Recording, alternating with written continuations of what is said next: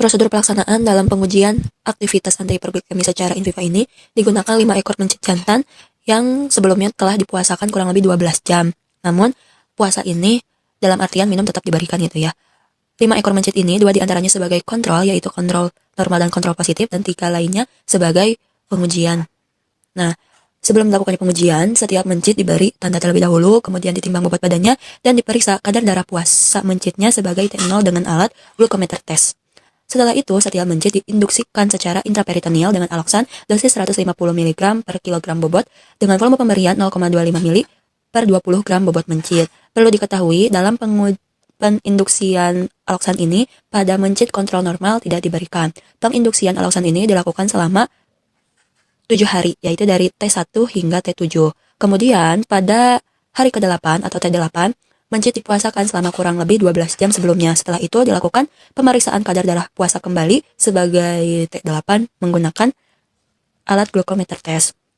Nah, pada hari ke-8 juga, setiap mencit diberikan pengujian secara oral. Untuk volume pemberiannya itu sebanyak 0,25 ml per 20 gram bobot untuk setiap pengujiannya gitu ya.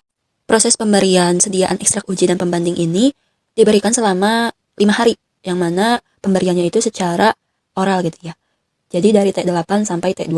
Setelah itu, pada hari ke-13, mencit dipuasakan kembali selama kurang lebih 12 jam sebelumnya. Lalu dilakukan pemeriksaan kadar gula darah. Akhir sebagai T13, yang pertama menggunakan alat glukometer test, dan yang kedua menggunakan fotometer UV vis klinik. Berikut ini merupakan hasil data pengamatan uji antidiabetes yang dimana telah dilakukan dalam satu kelas di 8 kelompok, dilakukan dengan kontrol normal, kontrol negatif, kontrol pembanding, ekstrak dengan dosis 500 mg, dan ekstrak dengan dosis 1000 mg, yang dimana telah dilakukan selama kurang lebih 2 minggu. Dan ini hasil pengamatan terlihat dari rata-rata dan standar deviasi yang terlampir.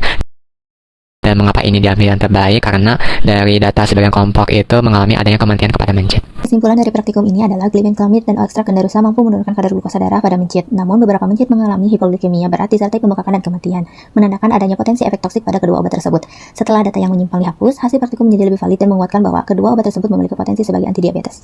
Diabetes ini, pemberian glibenclamid dan ekstrak gandarusa dilakukan secara terpisah kepada mencit yang berbeda. Mencit yang menerima glibenclamid mengalami hipoglikemia akibat penurunan sekresi insulin yang berlebihan sesuai dengan mekanisme kerja obat tersebut. Sementara itu, mencit yang menerima ekstrak gandarusa juga menunjukkan penurunan kadar glukosa darah, menandakan adanya senyawa aktif yang bersifat hipoglikemik dalam ekstrak tersebut. Namun pada beberapa mencit, pada kelompok kami mengalami kematian setelah dilakukan pemberian obat melalui rute oral. Mulai dari mencit yang mengalami pembengkakan di area leher hingga perut, kondisi ini kemungkinan disebabkan oleh reaksi toksik sistemik, peradangan internal, atau kegagalan organ akibat terjadinya hipoglikemik berat pada mencit. Serta mencit yang mengalami mati tanpa adanya pembengkakan atau lainnya. Hal yang mungkin terjadi adalah adanya luka di area kerongkongan yang disebabkan oleh jarum sonde yang terlalu tajam saat pemberian obat secara oral.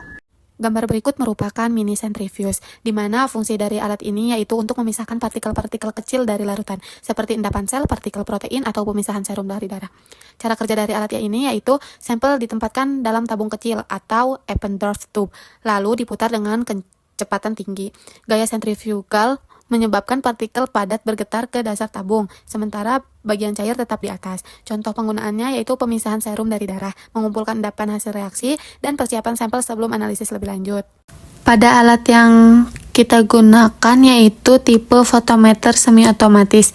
Fungsi utama dari alat ini yaitu mengukur konsentrasi zat tertentu dalam sampel biologis, seperti darah, serum, atau urin, berdasarkan penyerapan cahaya pada panjang gelombang tertentu.